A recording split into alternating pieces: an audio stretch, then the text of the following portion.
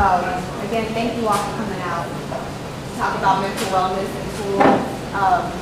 It's been brought up that we want to talk a little bit more about, our mental wellness in the community. So we thought this would be a perfect opportunity to get the conversation started, share resources, and share some tools. So, and I have Ms. Dye today. She will be hosting for us.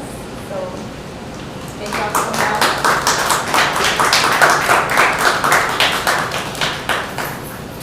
Good evening, everybody. My name is Dye. Most everybody in the room knows me, but if you don't, I'm an activist. I've been boots to the ground since last year.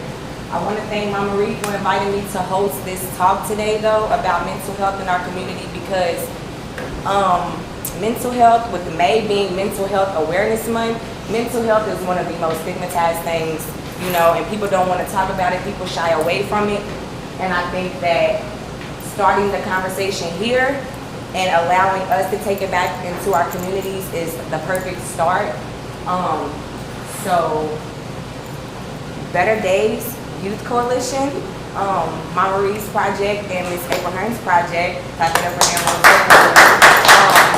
they have started is a program reaching out to young people because they want young people to know pretty much that they're not alone, and they want to provide them with the resources that they need to seek out ways to self-care and get mental health. We have Miss Ashley White, who's here today to discuss some things with us. So without further ado, Miss Ashley, could you?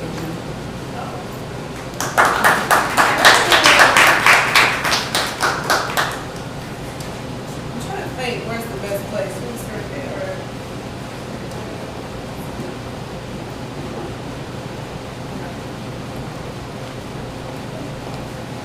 So,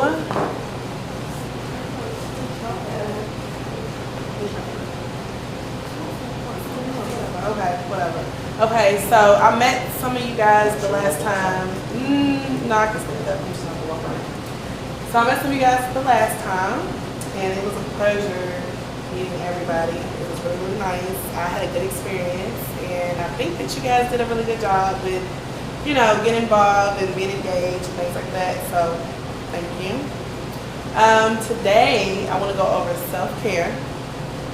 So, could someone tell me what self-care even means? Taking a break, unplugging. Yes. Anybody else? She's right, but it's like different ways to say everything. So, let's get some different opinions. Okay. Say no when you need to say no. Mm-hmm. Yeah, that's one. Boundaries. Rewarding yourself for achieving your goal. Rewarding Yourself for achieving your goal. Exactly. So, Taking a bubble bath or a shower. there you go, yep. I mean, it's like so many different things that you can do as self-care. And literally, we're doing self-care all the time, but we don't really realize that we're doing it. So, taking certain actions or not taking certain actions to preserve one's sense of health. yep. Make it. To shorten your words, did you just say working out? No. What did you say? Taking actions or not taking actions to preserve one's sense of health. So it kind of aligns with what you said, Yeah. like saying no when you want to really say yes sometimes, and then you say no. So, what are some things that you guys do for self-care? Shop. Shop, Work out. work out. Sure, that was a long time. That's a huge one. That's one of my favorite ones. One day megabus trips. Okay, that's interesting. Travel, read. Read, yep. Go outside, nature, Yep. That's a good one. That's a Meditation. good one. Meditation's a great one. So, in our community, we have been faced with the protest, COVID, everything, and it kind of like it's a lot. So a lot of people have been questioning on how do they decompress. They're starting to see, like, when they go out to events, they're still thinking about it. They're starting to see they're having the anxiety from even being a part of a protest. So I know that you guys were heavily involved, some of you were heavily involved with the protest. We did have some therapists there.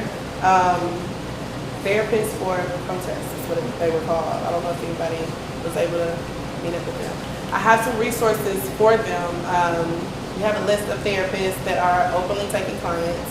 I also have different worksheets as well as papers for you guys to sign up with the company that I work for, which is Lauren and Muir. They do therapy services either in-house, out-house, at the office, come to you. It just really depends on what your therapist can do. So pretty much what we want to make sure is when we are developing our own self-care regimens is that it's a positive self-care regimen. Sometimes we can use negative things and we think that they are positive. What are some examples of something that's negative that gives us a positive effect?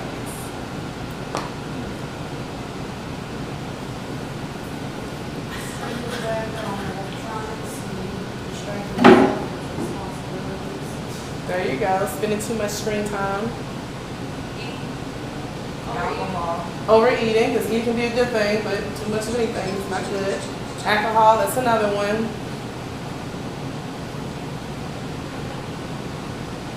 Yep.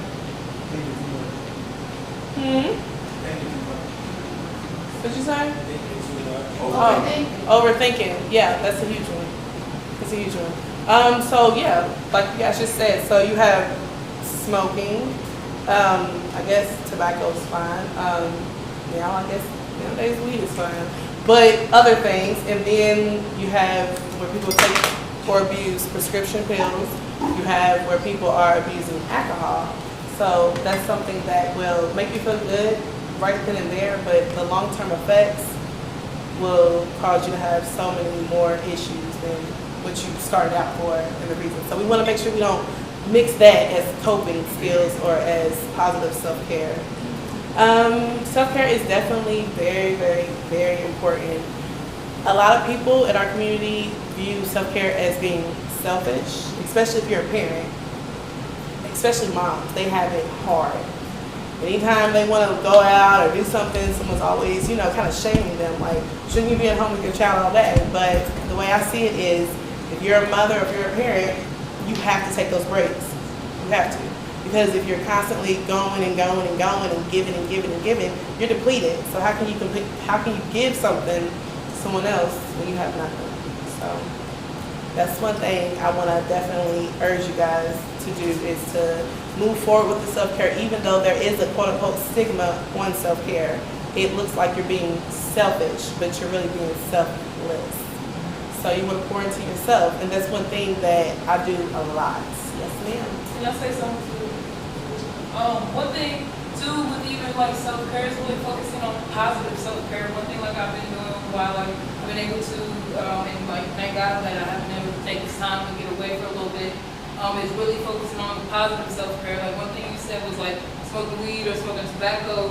Like it can be fine, but it's not. It's really not okay because it does not increase your body. Now I'm not saying weed is a bad thing, but like tobacco, that's one thing. You feel me? I'm a tobacco smoker. You know what I'm saying? I'm not gonna lie to you. You feel me? But one thing I really have like noticed is like leaving from that area is like just opening up my brain more. To be just more influential on myself. And so like, and one thing I always say is like, the way you treat yourself is the way you're gonna treat others. And so that's why me personally, like when people come to me or like, even if they're mad, I'm never gonna be rude back because that's not how I treat myself. Like, you know what I'm saying? Because then I gotta deal with that burden with me the rest of the day. So, yeah. And I can agree with you on that 100%, because the way you treat others is the way you feel about yourself. So if you feel very poorly about yourself, then you'll recognize that you're being mean to people when they come up to you for advice, or you're being very dismissive in relationships, or you're being quote-unquote toxic in your relationships. So it's all a form of low self-esteem. So when you have high self-esteem, you don't let people treat you any type of way. So with that being said, that's a form of self-care as well. Self-care can be literally anything. My self-care. I have to have my alone time in the mornings. I have to have my alone time in the mornings. And that's just so that I can like decompress, get myself prepared for the day, make sure everything's in line. Anytime I don't get that self-care, I find that I'm irritable. I feel like something's off with me, and it literally lasts the whole day. And I'm like, what's going on? Then I'll think, okay, I didn't get that in a long time. It is very important that whatever your self-care regimen is, that you do it. A lot of the media, they outsource self-care as things like expensive things, but it doesn't have to be that. It can be completely free. If you have the money to do those things, then go ahead and do that. It's not an issue to pour into yourself or to do nice things for yourself. So yeah, that's definitely huge. I know the last time that I was not here, but speaking, I did tell you guys that I was going to give you a list of the therapists, but today I also brought the sheet so that we can sign up for the services directly, and someone will contact you before the end of this week. Before the end of this week, we can do that. Anybody have any questions? Not a question, but more so a statement. I think that it's super vital and important to like talk to a therapist first before you just start looking for ways to self-care, because a lot of times people are going through mental illnesses, and that's why they're looking for, you know, vices and outlets and things like that. And crucial to be diagnosed, because what if you're doing something self-care and you're overindulging in something that is your trigger, and you throwing yourself off, you know? So just with that being said, there's that, you know, talk to somebody. I had an experience like that. I was diagnosed with bipolar disorder in I guess maybe 2010, and then with a PTSD in maybe 2015. I did not know that my patterns, I would like up and move houses, like overspending was one thing, but I'd be like, well, you know what, I'll move, or I would just ride past the house and see a house, and I would go move in this house, and it would make me feel so great. There's nothing wrong with the first house, but this house just made me feel so good. And it took a therapist to tell me that that was a part of my mania. So when I was in a manic state, that they was teaching me that's what it looked like. Like, you know, where some people will be depressed and be in the bed and cry all day and don't eat. Mine don't look like that. Mine look like excessive partying, drinking, having sex, buying stuff that I don't need, moving into houses that I don't need to move into, like to that extreme. But to me, I thought I was doing something good for myself. So it's great to know what your cycles look like also.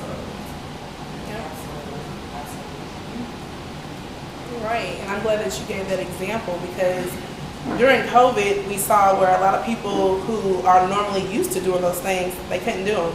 Yes. So they were stuck at home alone in their thoughts. And literally, we had so many different admissions, so many different hospital stays for a lot of people, because they just ultimately didn't know how to deal with reality. When we use things like sex, drugs, partying, and things like that, it's just a way to escape reality. But once you're done, you have to come back on to reality. And then that's when you're faced with your own thoughts and fears of what you were trying to avoid. So yeah, self-care, definitely, too much of anything is not good. So it's just making sure that it's something that's positive and that isn't a gateway that's going to open up to bigger avenues that will lead you down a road of addiction or becoming poverty, anything, like you're going to lose your job. So we want to definitely keep the self-care in check. Most definitely. So like I was saying, what are some things that you guys do for self-care? I know I already asked, but I didn't get anybody over here. Okay. What do you do for self-care? Let's identify that. What do you do when you're upset to make yourself feel better? Depends on what I'm doing to begin with. I'm a difficult individual. Okay. One day it might be this, one day it might be that. It ain't never the same. It's never the same. No, it's never the same. So what would you like to do? Depends on my mood. Okay. I mean, and the issue that you're having right now is something that is common amongst men in particular, because women, we can go and get our hair done, our nails done, and they'll take baths and things like that. I mean, men can take baths too. I'm sick of those. I need to shower my part. So, but the thing is to kind of figure out what it is you like to do first, and then kind of piggyback off of that. So, what are some of your hobbies? What do you enjoy doing? I don't get to play basketball as much as I do. That's my main hobby is basketball. Basketball and video games. I don't really like video games anymore. My body's getting old. I don't really care to play sports as much. You know what I'm saying? So really, it's more so me being older, learning what I like now. You see what I'm saying? Yeah. And I ain't had a chance to do so. Okay. That's where I'm at. So for you, I would suggest definitely trying to get that alone time, like clearing out that schedule. You don't want no more alone time? Well, then you have people here. Yeah, I can't do no more alone time. It makes you think a lot. That's why people avoid it. Well, I already think a lot. Look how without people around. So, you know, that did a long time for me, right? See, my trauma, my PTSD comes from being by myself. You see what I'm saying? So by myself ain't good for me. So that wouldn't work for you. Okay, well, you have people around here who can support you, right? Be close to people over here? Yeah. Sometimes I get away from them too, though. See, because all these people are community related. You see what I'm saying? So when I'm around them, it's not that nonchalant freedom that I have in my thoughts that I would have from my mama's house. You see what I'm saying? But then in my mama's house, I'm having other thoughts like, damn, mama, when we gonna get that other house down that way, or when we gonna get to take that trip. So you think of other things in different environments. You see what I'm saying? So that's why I do not know. I ain't there yet. You're not there yet, but that's okay though, because you can definitely get there. The thing is just to kind of like make time for that, and that's self-care. Squeezing that in, making time for it, even if the schedule allows 0 extra time. Make time for it. You ever heard the saying? With that, I just feel like our black men feel like they cannot be weak. I feel Exactly. like y'all. Ain't that the But no, that's the thing. Y'all get to not be okay. Y'all get to, you know what I'm saying, be strong, but mental health, like, y'all get to crack too. You know what I'm saying? And that's only right. That's only right. And if you got the right woman behind you, she's gonna let you break and build you back up. But at the end of the day, I think boys, young men, you know, they really feel like they, especially if we doing it, you know what I'm saying? Like I said, even as women, we don't even want to admit that we walking around with mental illness. So of course they're not gonna do it. And I think that that's especially our black men. Yeah, you know? for sure. I touched on that a little bit the last time. I said, like, when you're raising your sons and you say, oh, don't do that, girls do that. Yeah.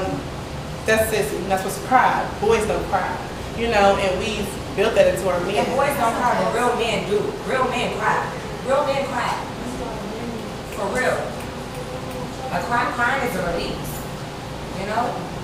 So. And when you don't have that outlet, then that's when you see the aggression. So then you're seeing a lot of domestic violence situations going on. You're seeing a lot of toxicity going on. And that's just because people don't know how to put out how they're feeling. Like with a child, they're acting out. Okay, you have to know that something's going on with them. It's not like everybody just says ADHD, especially in the JCPS schools. They all diagnose the kids with ADHD. That's not what that is for them. That's not what it is. And that's why, as a community, we have to make sure that you are involved in your children's learning and that you're talking to the teachers and everything, because they will diagnose your child with ADHD. And then if you're not knowledgeable, you'll say, okay, that's fine. And then before you know it, your child is getting medication for something that they didn't even have. They are going through trauma, which is more than likely racial trauma. So it's just different things, just making sure that you're becoming aware. That's a form of self-care as well, doing research. If you don't know a topic, doing research on it, things like that. Like, it's something that's like really so simple, but it's the hardest thing to think of on how we can pour into ourselves. Like I said, like I was telling him, the best way to find out what your self-care regimen is what do you do when you get upset, and how do you bring yourself back down? Do you have a trusted support system? Do you like to travel? Do you read? Do you take baths? Do you go on walks? I mean, it's things like that. And a lot of the times, we don't realize that we're doing it, but we are doing it. Usually, you don't realize you're doing it if it's something negative. So, that's that. Does anybody have any questions?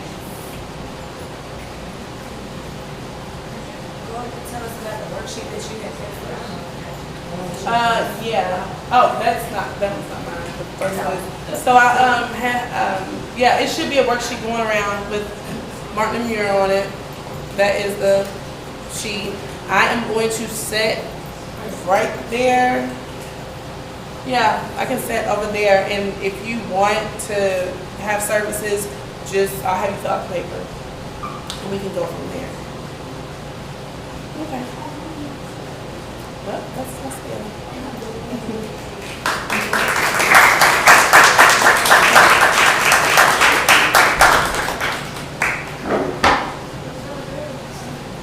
All right, again, thank you, Miss Ashley. Don't be afraid to talk about, like, just what's going on in your head, period. And I think that it's so good, like I said, to just be starting this conversation today, because a lot of us, when it comes to mental health, and like, just like April, I've been diagnosed bipolar too. And it's crazy because, like, I've been manic this whole, probably going into 2 weeks now. For real, just doing stuff. Just doing, you know? And, but the only reason that I know that is because I've actually taken the time to research my mental illness and just kind of like, that's all that's funny, you know? Because I cannot run away from this someday. But it's not me, it's my brain. My depression is my brain. It like, there's a serotonin, and so it's called. When you're not producing that, you're not happy. You know what I'm saying? You can feel like it on the outside, but on the inside, it's not there. And it doesn't mean that there's anything physically wrong with you, but it's a brain thing, but we cannot be silent. So I just want to say with that, like I said, just get checked out, talk to somebody, because you're not alone. But, okay, so next I want to introduce Miss Sandra Hudson. So we did, yes, so come on up and tell us what you're about, Miss Sandra. Everybody have a phone?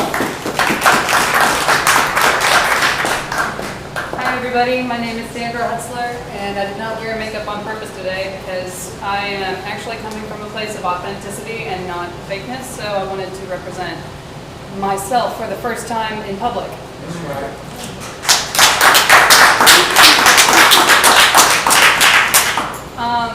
So I have a little pamphlet that I've made and created for anybody that's interested in sitting around, floating around. If you grab and snag one, they're free. They have the rainbow on it, basically. So if you see something colorful, it's calling out to you, I promise. Okay. So good evening, everybody. Thank you for joining us for our wellness tool talk. Things that might be able to help you, maybe even change your perspective on things, because Lord knows we've all asked the same damn question, why are we here? So, notice little sounds and little things that will start picking up. I want to teach you all a term called a reticular activator. Even though I'm not licensed, I want you all to kind of pick up on some things that I've highlighted that life has actually taught me through my 30 years of breathing in this beautiful and challenging journey. We will go ahead and dive into my origin story later, but first I want to make sure that the room understands that this is supposed to be a safe place, and whatever is said thus far has been welcomed, and we're not going to judge, and we're going to receive it with openness and warmth. And that will be coming in this speech later whenever I discuss mindfulness, something that is a tool that you can actually use whenever you're freaking out. Trust me, I have actually dealt with some things that not a lot of people at the age of 4 years old should deal with.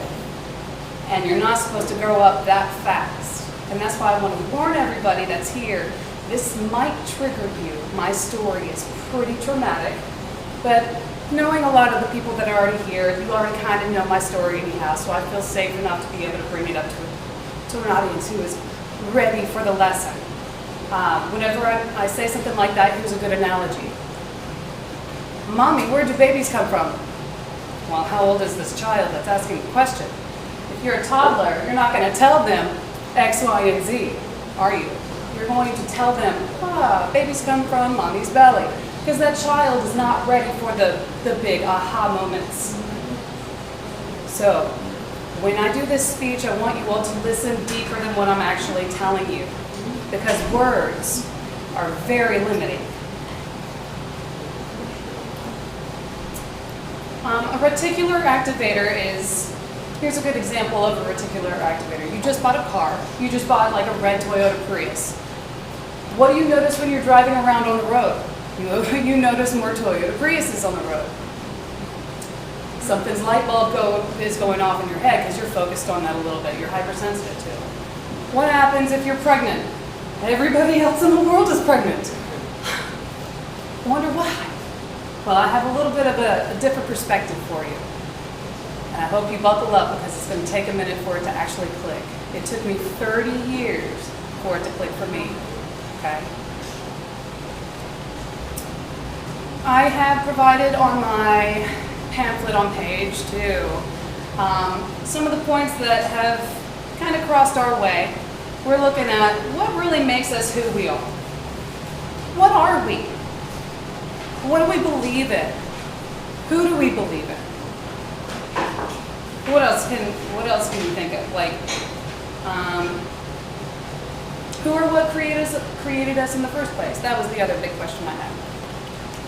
Well, if you imagine a bicycle wheel, let's just all kind of start on the same foundation block. I just kind of want to throw something out there and then you can create and do whatever you want in your mind after I say this. If you look at a bicycle wheel, you have one bicycle wheel, it's got metal little things pointing in the center. Those are called spokes.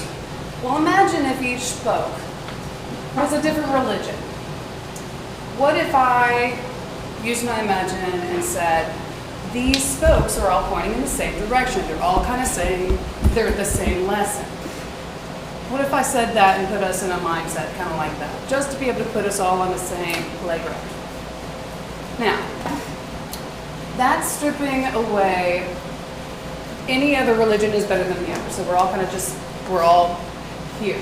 We're all family. We're all connected, and we're all trying to think in the same thought bubble. And we're all trying the same similar thoughts. Because every time you pick up a book, your interpretation of that book is going to be different than Sam's interpretation of that same exact text. What I'm trying to say is deeper than what I'm saying. Remember, what you take from today is the message that you were actually called to be able to listen to. Other than that, it's just fluff and wind. So take what you want and then hear deeper than what I'm actually saying. Okay. The reason why I'm here today is because I know Maxwell Mitchell. Maxwell Mitchell and I have been deepest of friends and whatnot, and that's how I was able to meet this community. I met Maxwell Mitchell in 2014, April 22nd, whenever I seriously began my adventure of being an actor, model, figure drawing model as well, which means I'm completely nude in front of everybody. He was the leader of the class for the figure drawing modeling event because Julie Page was absent from the event. And so this is how I met Maxwell Mitchell, the person who is now the CEO of Maxwell Sounds. And he was one of the first people that found out exactly what happened to me before I left college. It was a very tragic story, and of course Maxwell comes with background music. So the first time I ever told my story, he was sitting out there on the playground with me over at University of Louisville, in between 3rd and 4th Street, if everybody knows where that is. And lo and behold, he had his guitar out. And every time I said a sentence, he would go, "Shabba-dum, shabba-dum." You know Maxwell. Anyhow, so this is what he learned, and I will pick up from there. At the age of 4 years old, I was sexually abused by my papa. And the only reason why that I was in that type of situation is because of my mother's origin story. So without your mother, you cannot be. So my mother's origin story is kind of tragic. She was born into a life where she was pent up by her mom and dad. And she went and she tried to go to the public, and nobody helped her, nobody saved her, nobody believed her. Because her stepfather was a semi-truck driver who had access to the drugs, alcohol, pills, fucking you name it. Sorry. And all of our aunts, uncles, cousins, baby nieces, whatever, we're all inside of a double wide trailer living on low income. There was a lot of sexual abuse. You do this for me, you get rewarded. Not a lot of people like to admit that childhood is actually a prison, because not a lot of children get a lot of help that they need. And we are stuck unless we open our mouths and we say something to somebody. I said something at the age of 4 to my to-be stepfather-to-be. He went in there after I had picked up some milk, bread, eggs for the whole family and the crew for us to eat something.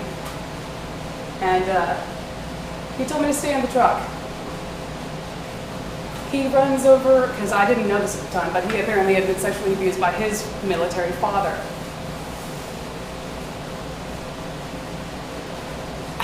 And that's how he met my mom, is because she was actually pimped out by her family too. She thought her escape was going and marrying into the military, which was my biological father. She was also a white witch, a Wiccan, who married a guy who dabbled in black magic. Now, I don't know the truths of this or anything like that, and I can't ask my mom. She's dead since 2016, rest her soul. But before my mother's passing, I was actually estranged from her because she and I were at odds. Her last words to me are, "You are dead to me." I was 20 years old, and I was completely independent, went to U of L, and I graduated with flying colors. As you can tell from my combination of high school events as well as college events or anything else that's on the back of the pamphlet with my name on it, that's the only time I'm going to brag about myself, because I'm showing that even though you go through hell, there is a way to control your future, and I'm about to get to that using this pamphlet. Let me get past my buckle up, it's still getting there. After telling my stepdad what had happened, I went through hell. I lived in a trailer park, even though my mom went to court on my behalf and spoke and said her story and everything like that, and I never had to go.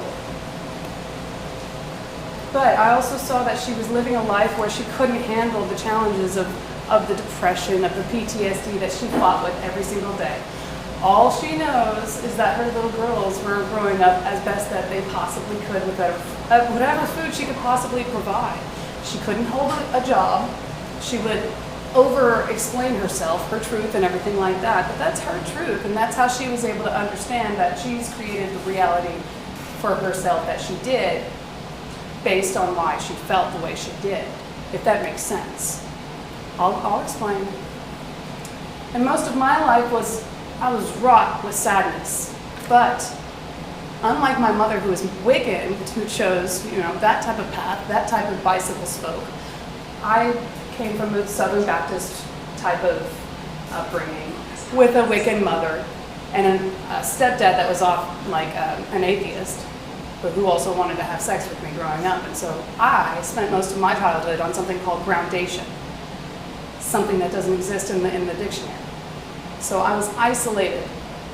I was never allowed to come out of my room. My stepdad's favorite slogan for me was, out of sight, out of mind. Later learned it was because every time he saw me, he wanted to have sex with me. So after my escape, I graduated college, and then I started becoming my own person. Met this wonderful man during college. We were about to get married. I was in a condo with him, and I freaked out because he wanted to get married and have children all of a sudden. And I'm like, I'm still dealing with all of the shit that I just grew up with. Hold on a minute, and if you can wait for me, okay then. But he couldn't wait, so I said no, because I value myself. And I'm creating the reality that I want for myself and my future bloodline. And I'm not about to have somebody manipulate me and do something that I don't want, ever again. Because I'm not letting anybody take my power. And I'm here to show you my story because I want you to know how to get your power back despite anything. And that's my tool that I get to share with you. All right. So in college, I learned a lot. One of the things that I have on the pamphlet actually refers to engloved cognition, which is my honors thesis that I actually did. And I'm not going to bore you with the details, so I went ahead and put it on there for you. But basically what this hinted at was, what you wear influences the way that you behave. What is the verbiage that I actually have on this pamphlet? Can somebody read it out loud for me, please? Wear influences your behavior depending on how you associate yourself in those clothes. All right, and what is the second one? What you wear also influences others' behavior toward you depending on how they associate you while you wear those clothes. So let that sink in real quick.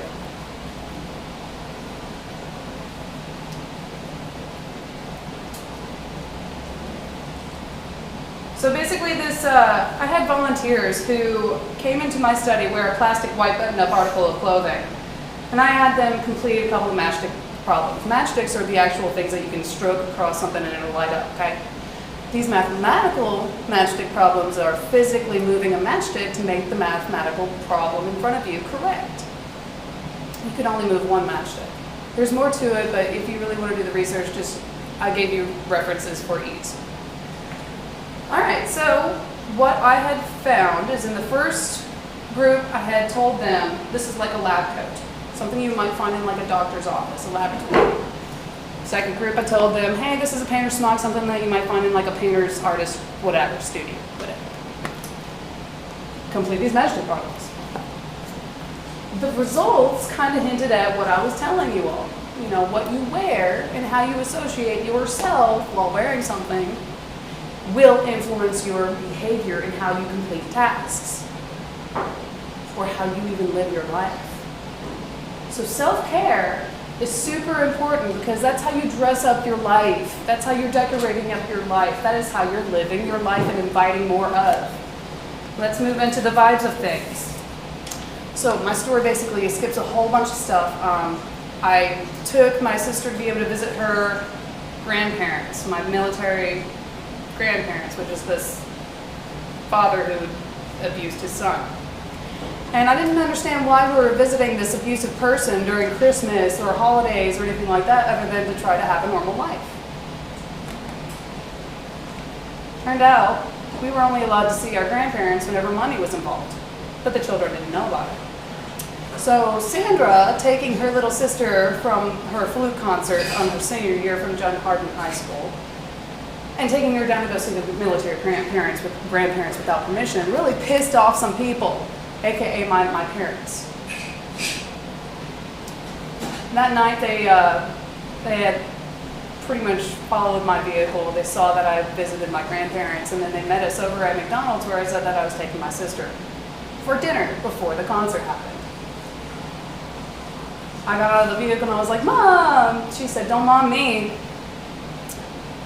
So there was basically a huge discussion. I was never allowed to see my sister or little brother again. I was estranged from the family and I wasn't going to have Christmas with my family anymore.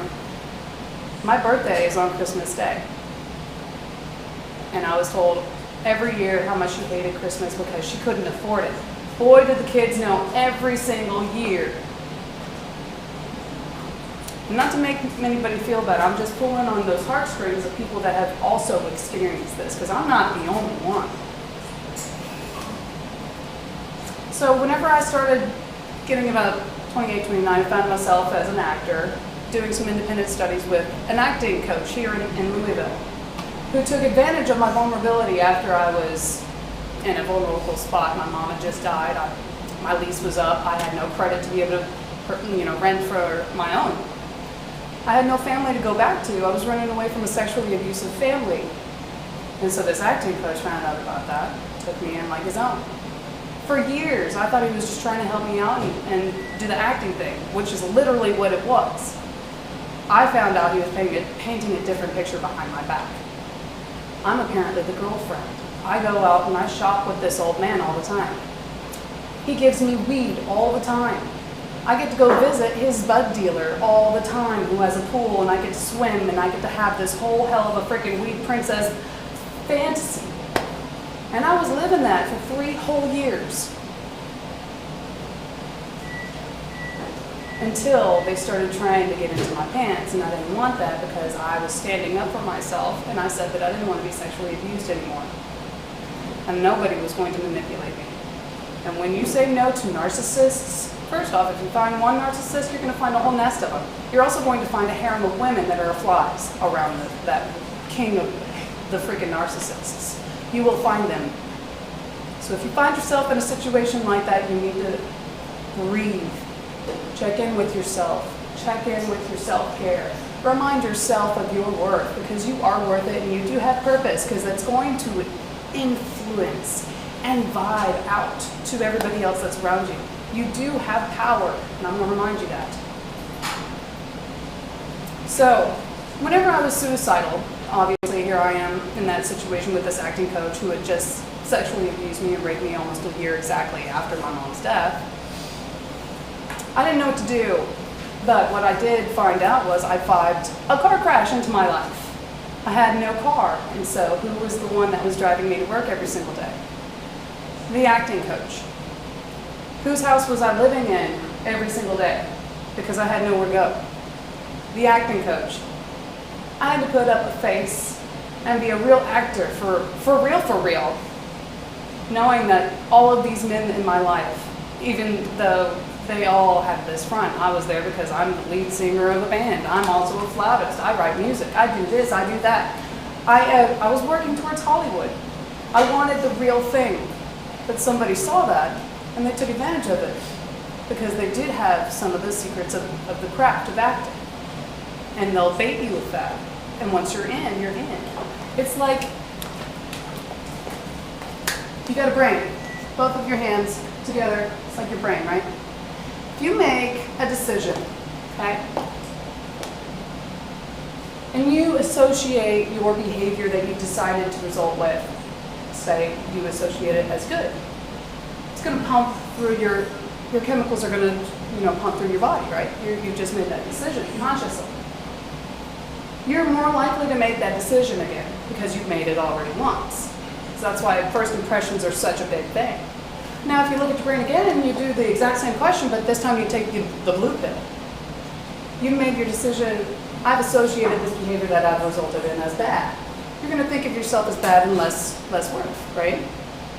So you're going to pump that type of river through your blood.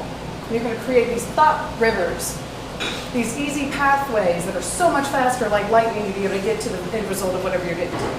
So if you ever find yourself that you're suicidal or you hear somebody that's suicidal, guess what? It takes them no time to get right back into that position. And if you antagonize them or if you're a bully at school, you are not helping. But what you could do in order to help is to raise your vibrations. But you have to be mindful about that. Can somebody read me what attention says under the pamphlet where it says mindfulness? What does mindfulness mean first off? Can somebody read that first? Yes. And speak up, please. Mindfulness. Your state of awareness centered around four virtues. All right, what kind of virtues are we talking about? We're talking about attention, intention, openness, and presence. Let's dive deeper, okay? Because these are important. What is the definition under attention? Listening, watching, or considering what naturally exists. Focusing and keeping attention on a selected object, concept, behavior, or person. Thank you very much. Anybody want to do intention? What a person aims to accomplish Or attain. Very good, very good. How about openness? Now, openness is kind of a big one. Sacrificing judgment about experiences being had while observing moments as you note your thoughts, emotions, and physical state. Very good. And then the last one, we're looking at presence. Anybody want to read that one off for me? Being in the moment, here and now. All right. So these are really big things to be able to, keep in your consciousness as you're being mindful from moment to moment. Because guess what? Life is a puzzle. And this moment right now, it's asking you a question. And what you do physically, be that dancing, moving energy, raising your energy, raising your frequency, you are giving that answer back to life. And life is going to say, okay, I'm picking up what you're putting down. You want this, this, and this because that's on your focus point all day? You must want more of it in your life. So let's give it more to you. So if you're thinking anxious thoughts all the time, life is like, okay, she wants to think about all these bills all the time. She wants to think about how much time she don't have. Or you could say, like the Buddhists do, hey, every single day, minimum of 10 minutes, or if you're thinking that you have no time to be able to do it, it's an hour. I don't know the numbers, but you get the point. So, next topic is frequencies. That's why we said minds and vibes. We're now into the vibes. So, vibes. Can somebody tell me what my definition is in the pamphlet for frequency? Energy vibrates at a certain wait. Sorry. What is it? Is that it? Yep. Okay. Energy vibrates at a certain frequency. Frequency is the rate at which a vibration occurs that constitutes a wave, either in a material, as in sound waves, or in an electromagnetic field, as in radio waves and light, usually measured per second. The basic types are sound, electromagnetic, radio, light, human. Human emotion. Now that's a new one that people have not thought about, possibly. This is also a type of frequency, a type of wave. But let's break it down. Get into the science of things. My why after I became suicidal was looking into the scientists and their quotes, because I was like, well, I need inspiration, I need motivation, what do? I ain't got the money to go in. I'd love to, but the people that I've talked to so far that just weren't the right fit for me yet. You just keep looking. So I found personally Nikola Tesla to be one of my favorite scientists that I found motivation for or inspiration. And one of the quotes on the front say, if you want to find the secrets of the universe, think in terms of energy, frequency, and vibration. So now we have this question to be able to like marinate on, right? Trying to change your perspective. Let's try and create new thought rivers.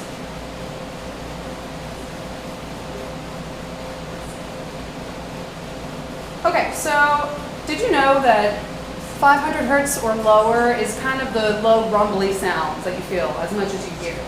In the middle of sound frequencies, you have the medium sound, which is 500 hertz to about 2000 hertz. And that's about whenever you hear tiny horns or like little crashed cymbals that are really super tiny. If you're in the high range, like 2000 hertz or above, you're hearing sounds of really big crashing cymbals or like chirping birds. And maybe that's why certain vibes vibe the certain ways that they do whenever a witch hangs witch bells on the very front of their door. Did anybody know that people do that? Like if they're a witch, certain witches actually hang witch bells on the very front of their doors. Why? Well, maybe it was just because it's practice and that's what worked for them. Or maybe it's because they were ringing bells and raising the frequencies of their visitors whenever they walked in the door. Let's look at electromagnetic and radio and light frequencies. Just to make life really, really quick, you can look at the rainbow that's there and then see kind of how it relates to the rainbow that's down there at light. White light passes through a prism and it kind of breaks into this whole rainbow of things. You all know the science of things growing up, long story short. I'm gonna skip the details, just put a picture on there and you will remind it. Cool, good job. So let's jump ahead to where emotional frequency jumps into play. Anybody want to read off emotional frequency for me? Because it's kind of a big deal. Emotions equals energy in motion. Every thought and emotion has its own vibrational frequency. The law of vibration activates the law of attraction, and through the law of deservedness, you attract what you send out by the emotions you hold in your body. So now we're talking about not only sound waves being a thing, radio waves being a thing, light waves being a thing. Now we have emotion. How we feel influences our future, right? I didn't bring my own pamphlet, so you all can kind of peruse that. Oh, okay, here we go.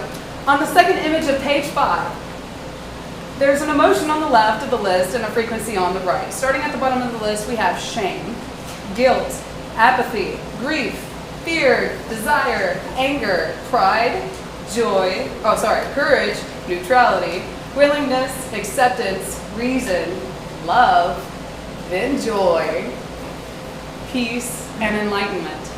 Notice where love and fear are on the list. Where is fear? Exactly. And it's fifth from the bottom. But see how low the hertz are?